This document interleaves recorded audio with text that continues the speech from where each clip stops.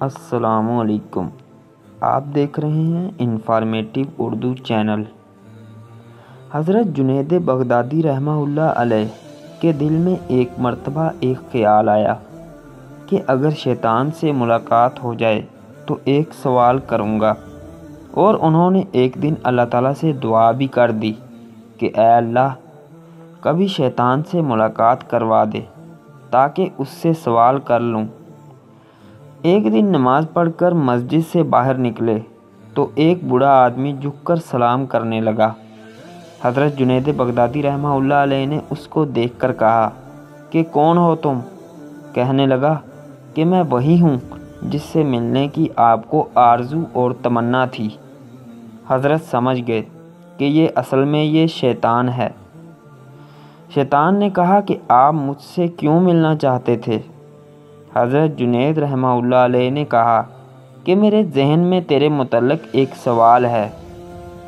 سوال یہ ہے کہ جب اللہ تعالیٰ نے تجھے حضرت آدم علیہ السلام کو سجدہ کرنے کا حکم دیا تھا تو میری سمجھ میں نہیں آتا کہ آخر تجھے کس چیز نے اللہ کے حکم کی تعمیل سے منع کیا؟ کیوں تو نے سجدہ نہیں کیا؟ کیا اللہ کی عظمت کو نہیں جانتا تھا؟ ارے تجھے اللہ کی معرفت حاصل تھی، اللہ تعالیٰ کی عظمتوں اور جلالتوں سے تو واقف تھا۔ اس قدر اللہ کی قربت رکھنے کے باوجود جب اللہ نے تجھے حکم دیا کہ آدم کو سجدہ کر تو نے آخر کیوں سجدہ نہیں کیا؟ اس پر شیطان کا جواب کیا تھا وہ سننے کے قابل ہے۔ اس کے جواب نے کچھ دیر کے لیے حضرت جنید رحمہ اللہ علیہ کے ہوش اڑا دیے۔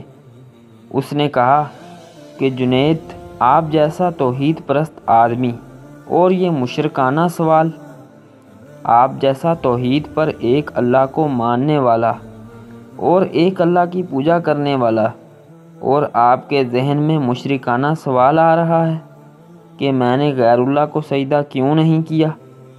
کہنے لگا آدم تو غیر خدا تھا، خدا تو نہیں تھا، میں غیر اللہ کو کیوں سجدہ کر لیتا؟ آپ جیسا توحید پرست آدمی ایسا مشرکانہ سوال میرے سے کر رہا ہے، بڑے افسوس کی بات ہے۔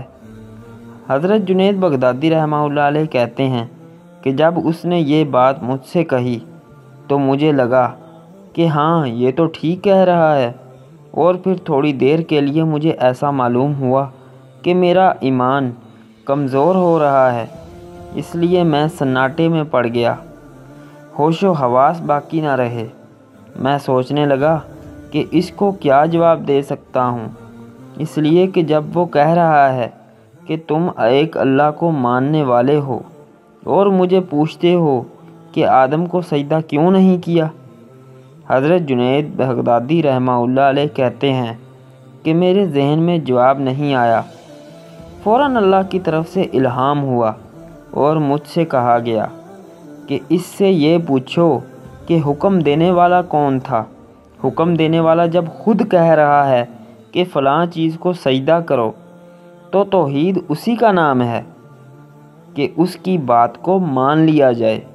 حضرت جنید بغدادی رحمہ اللہ علیہ کہتے ہیں کہ اس الہام کے بعد میرا ایمان برقرار ہوا، ورنہ تو مجھے ایسا معلوم ہوا کہ میرے ایمان میں تزلزل پیدا ہو گیا۔ بھائیو، یہ ہے شیطان کی مکاری اور عیاری، نہ ولیوں کو چھوڑا نہ غوث و کتب کو چھوڑا۔ غور کرو کہ شیطان باتوں کو اور چیزوں کو کس طرح مزین کرتا ہے اور گمراہ کرنے کی کوشش کرتا ہے۔